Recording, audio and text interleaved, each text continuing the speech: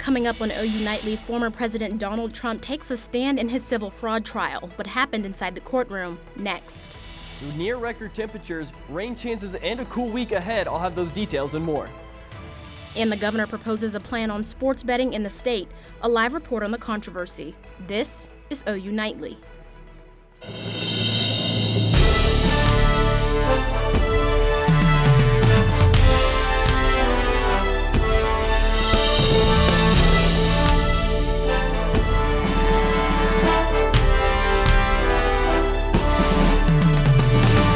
Thanks for watching OU Nightly. I'm Mecca Thompson. And I'm Dakota Wapakichi. We begin tonight with former President Donald Trump testifying under oath.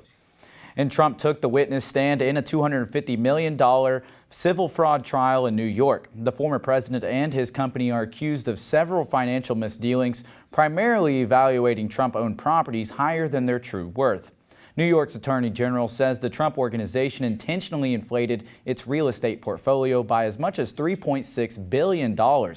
CNN's Laura Aguirre brings us more on the contentious proceedings. Even before the gavel fell in former President Donald Trump's New York civil fraud trial Monday, the tone was set. I am certain that he will engage in name-calling and taunts and race baiting. These are political operatives that I'm going to be dealing with right now.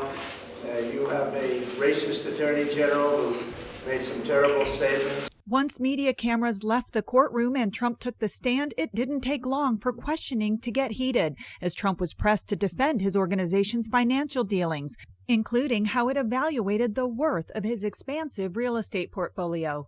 Amid several argumentative exchanges, the judge directed the former president to keep his answers concise. Reporters inside the courtroom say Trump called the attorney general names several times and the trial a political witch hunt. At one point, the judge told the Trump defense team, "If you can't control him, I will."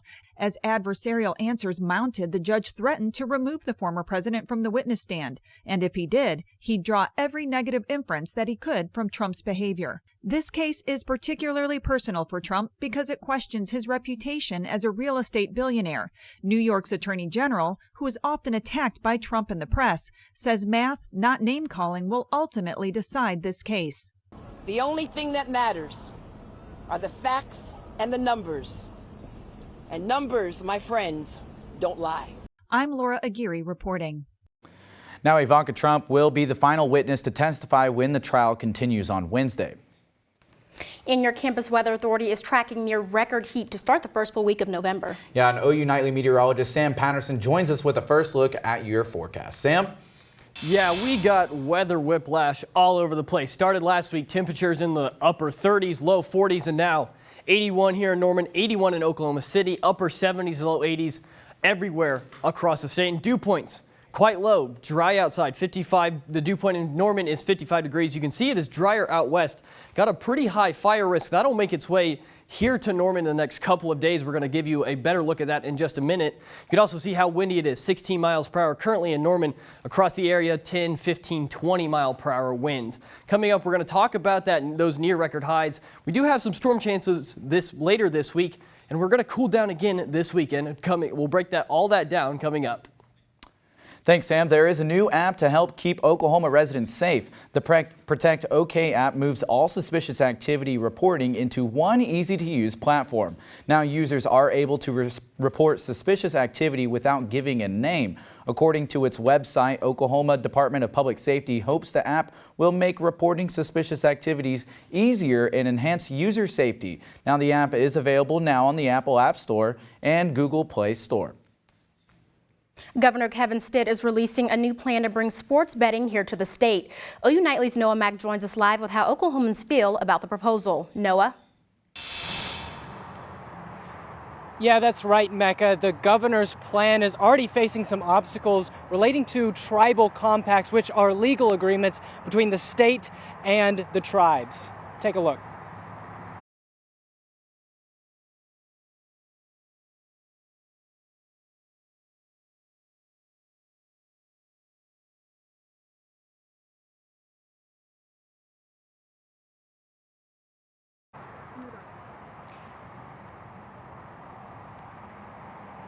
Yeah, and The Senator Coleman told me that he saw Governor Stitt at the Bedlam game last Saturday, but formal conversations, have not begun yet. Reporting live, Noah Mack, OU Nightly. Now we're continuing to follow the Israel-Hamas war overnight. A blast in a refugee camp on the Gaza Strip leaves dozens dead. And OU Nightly's Abby Williams joins us with an update and other headlines from the News Center. The blast in the refugee camp kills 52 people. According to the director of communications at a local hospital, the explosion is the result of an Israeli airstrike. The head of nursing at the hospital says they are not equipped to handle the high volume of patients. Currently, more than 10,000 people have been killed in Gaza since Israel launched its military offensive. In the United States, anti-Semitism and anti-Israel attacks are on the rise as a result of the ongoing Israel-Hamas war. At Harvard University, one of the school's most prominent donors calls Harvard to take action to fix the problem, or they risk a mass donor exodus. Since the October 7th attack, there has been a 400% increase in anti-Semitic incidents. And in Cincinnati's West End, 4 children are injured and an 11-year-old boy is dead. This after a weekend shooting where police say someone opened fire into a crowd. The father of the 11-year-old boy, Isaac Davis, pleads for answers. Like, how many people have to bury their kids, their babies, their loved ones? According to the Gun Violence Archive, more than 1,400 children and teens have been killed by a gun this year. And in Pennsylvania, one nurse is facing additional charges after admitting she tried to kill 19 patients in her care. In total, 17 patients died. Mecca, Dakota. Thanks, Abby. Coming up on OU Nightly, more and more Americans are working multiple jobs. Kaylee Carnine breaks down the most recent job report next in Money Matters. Plus, the unemployment rate is rising. Where Oklahoma stands next.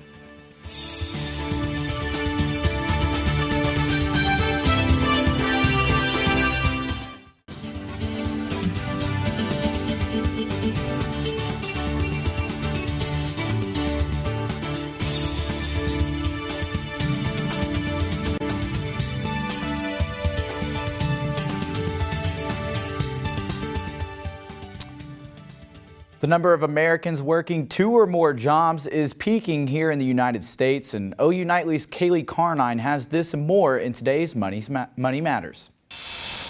According to the Labor Department's latest jobs report, the number of Americans taking up 2 jobs is at the highest level since the pandemic's start. The trend suggests more and more are feeling inflation's pinch. Nearly 8.4 million people held more than 2 jobs last month. 5.9% of women worked multiple jobs compared to men at 4.7%. And continuing stats from the Labor Department, jobless claims are now up for the 2nd week in a row. Data shows the last week in October, first-time unemployment benefit claims increased by 5,000 from the week before. According to the Bureau of Labor Statistics, the current unemployment rate in Oklahoma is up at 3%. Experts say unemployed Americans are having a harder time finding work. And heads up, bank deposits around the U.S. are being delayed. According to Down Detector, customers at Bank of America, Chase, U.S. Bank, Truist, and Wells Fargo faced delays over the weekend. An industry source says the issue is related to the Automated Clearinghouse, a network for processing transactions. Banks stress customer deposits remain safe. And if you're looking for some cheap thrills, Martha Stewart's guest house is now listed on Booking.com, and a stay will only cost you $11.23. Dakota, Mecca. Well, thanks, Kaylee. And coming up on OU Nightly, former Sooner Trey Young is back in town. That's right. See how he's celebrating the future of Norman athletics. And midweek storm changes and a cool down are on the way. I'll break that down for you coming up.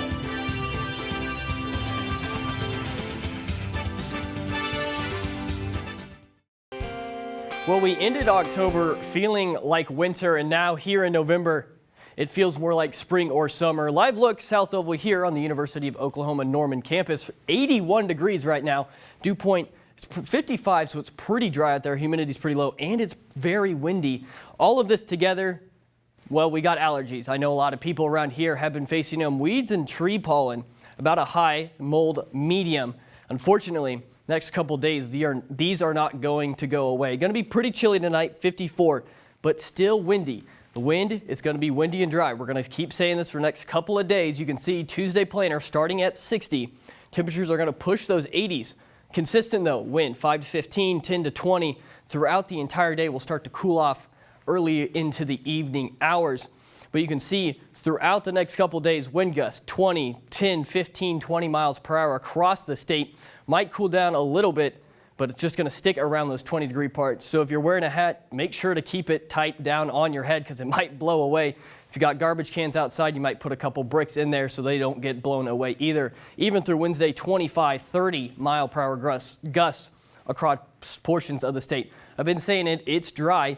Right now, fire danger outlook for tomorrow is critical and elevated towards the Texas Panhandle.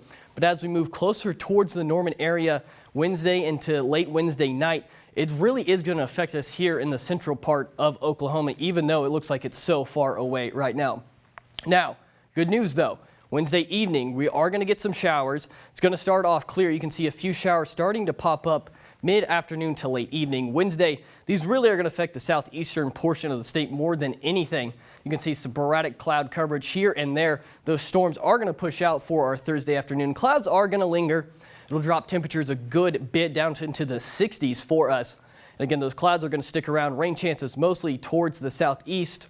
And then we're going to start to clear up for our Friday. Now, weather pattern wise, unfortunately, you can't really see it here, but up here there is a cold front starting to form.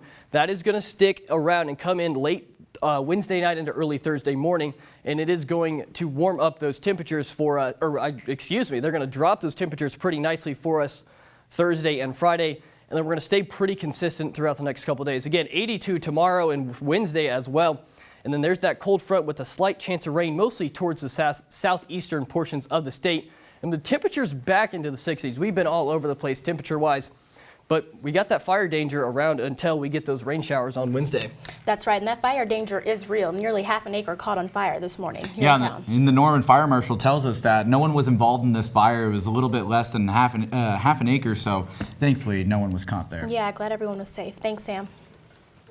And that fire danger is real this morning. A hometown hero was back in Norman yesterday, and now he's got his very own street. You can find Trae Young Drive right in front of the new Young Family Athletic Center. Fans and Norman residents came to the dedication for the former Sooner basketball standout turned Atlanta Hawk. After the dedication, a line quickly formed behind the doors of the new athletic complex set to open in February. These facilities will include 8 basketball courts, 12 volleyball courts, competition pools, and even a Norman Regional Health Performance Center. This will be a game changer for the city of Norman. The city means a lot to me, and I try to represent it the best way I can. And giving back and doing something like this is one of the ways I can do that and show my support. And this is just one of many things and one of the very few first of many things. The ribbon cutting for the Young Family Athletic Center will be February 19th, 2024. And speaking of Trae Young, he will stay in town tonight to take on the Thunder. And OU football was lassoed by the OSU Cowboys in Bedlam Saturday. OU Nightly's Britton Ross has more in sports. Oklahoma football is currently on a 2-game losing streak. We'll tell you what went wrong for the Sooners in the final Big 12 Bedlam matchup next in sports.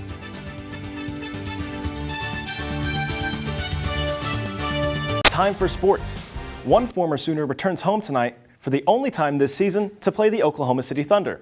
OU Nightly's Addison Arthur is live from the Paycom Center with more. Bricktown is buzzing and Loud City is about to fill this arena in just a few hours. This is the Thunder's 5th home game of the season. Their record is 3-3. Jalen Williams says the key to this team's success is setting the tone early. Our biggest thing this year is just kind of limiting one shot. I think we always play pretty solid initial defense.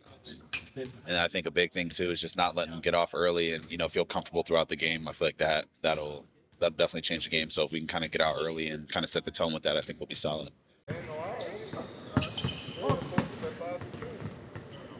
And the Thunder will take on the Hawks tonight at 7 p.m. And a fan favorite and Sooner basketball star will be playing right here on this court. That's right, Trae Young is here. It is always a special night when he comes into town. So let's see if he can show out for his home state. Reporting live from the Paycom Center, Addison Arthur, OU Nightly. Thanks, Addison. And over in the pros, Philadelphia Eagles quarterback Jalen Hurts threw for over 2 touchdowns and ran for another in Philly's 28-23 win against the Cowboys. Buccaneers quarterback Baker Mayfield threw for 265 yards and 2 touchdowns, but it wasn't enough as the Bucs defense gave up the game-losing touchdown with 6 seconds left. And Oklahoma football took the trip up I-35 to Stillwater on Saturday, but got beat in Bedlam. OU Nightley's Kenzie Eiserman survived another field storming and has the full details. Another field goal gone, and what could have been a redemption game for the Oklahoma Sooners, they fell short yet again. With the Bedlam chapter closed for the foreseeable future, the Sooners lost to the Cowboys in the final countdown. Even though OU didn't win this Bedlam match, they did have some key highlights, including an interception from Billy Bowman Jr. to turn the ball back over to the Sooners offense for the hopes of getting the lead again. Then in the Sooners' final offensive drive of the game, 4th down, the Sooners decide to test their magic, and Stoops falls short, allowing OSU to kneel the ball and take the win. As an offense as a whole, I mean, we just got to, we got to start faster. We got to do the little things right. We got to play discipline. We got to take advantage of the opportunities when we get the chances. There's so many lessons to be learned. Turning the page and working more on their discipline is what the Oklahoma Sooners plan to do in their next chapter versus West Virginia. Reporting from Stillwater, Kenzie Eiserman, OU Nightly. Back on campus, Oklahoma women's basketball opened their season against Wichita State today at noon. Senior guard Aubrey Jones led the Sooners with 19 points. It was close early, but the Sooners pulled away for the 92-68 win. And OU men's basketball tips off tonight at the LNC at 7 against Central Michigan. OU returns 6 players from last season and adds 6 transfers and 2 freshmen. Dakota, Mecca. Thanks, Britton. Coming up on OU Nightly, 10 students' lives are about to change, and it's all thanks to NFL player Damar Hamlin. Yeah, and hear how he's making a difference in an opposing team's city next.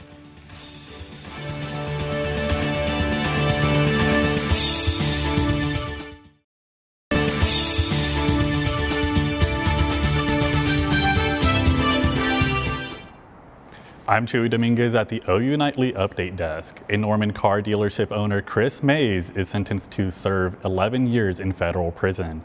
Mays was found guilty of forgery, fraud, and obstruction of justice. According to the FBI Oklahoma City Special Agent Edward Gray, he says Mays orchestrated an elaborate scheme of defrauding car buyers and lenders out of millions of dollars. Mecca, Dakota. Thanks, Chewy. Today, Oklahoma Athletics announced their new student rewards program in an effort to get fans to attend games and stay until the end. All you need to do is turn on your location services within the Oklahoma Sooners app and click on Sooner Rewards. You can check in for whichever game you're at and begin the process of earning points. The more points you get, the more prizes you score. Various things from rally towels that we've had in previous games to replica championship rings from like softball and stuff like that. As we progress this into different seasons and we kind of start seeing people using it more, that's when you're going to start seeing the stuff like Nike gear, probably Jordan gear, experiential things like, maybe going to a practice, shoot-arounds, batting practice with different groups, sideline passes to games. Not only are you coming to the game, but you're being active at the game as well, right? And I always like to say, I want fans, not spectators. Spectators sit back and watch, fans are engaged. Any student is able to enroll in the program no matter if you have student season tickets or not. You can begin earning points today, just in time for the beginning of Sooner basketball. And Damar Hamlin, a Bills defensive player, is honoring medical staff who saved his life earlier in a really big way. The 10,000 scholarships will go to in-need students in the Cincinnati area. Yeah, the program will be called Cincinnati Heroes Scholarship, and Hamlin says each scholarship will be named after one of the medical staff members. And Wednesday's storm is bringing in a cool front. It'll be some nice temperatures for Saturday's game. Yeah, I'm looking forward to it for the cool down. It was quite hot today, and meteorologist Sam Patterson is back. And Sam, what do you got for us? Yeah, we got a couple more days of spring-like temperatures for Tuesday and Wednesday. Of course, fire danger is going to be high both of those days as well. Wednesday night, cold front brings us a couple rain chances as well as temperatures near the 60s for the next couple of days. I don't know about you guys, but I absolutely would prefer the 60s over the 80s any time of year. Me too, Sam, and thanks for watching OU Nightly. I'm Mecca Thompson. And I'm Dakota Wapakichi. Be sure to watch OU Nightly live weekdays at 4:30, and we'll leave you with a live shot here at the Paycom Center with the Thunder and Hawks warming up. Good night.